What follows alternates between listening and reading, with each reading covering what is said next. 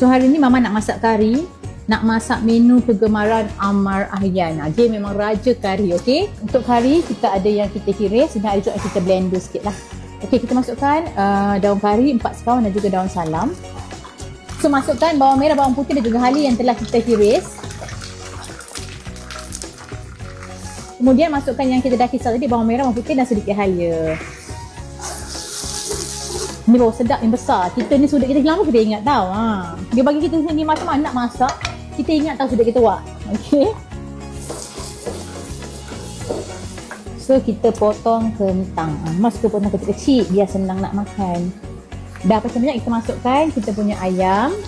Okey, Mama suka potong kecil-kecil supaya sama juga senang nak makan. Masukkan kentang. Masukkan sedikit air dan kita masak ni sehingga ayam dan kentang kita empuk. Kita masukkan asam keping. Nak guna asam jawa pun boleh. Mama suka asam keping je senang. Kita masukkan santan. Sedap masak santan tau. Ya, sedap. Saya masak kari ayam. Ya ke?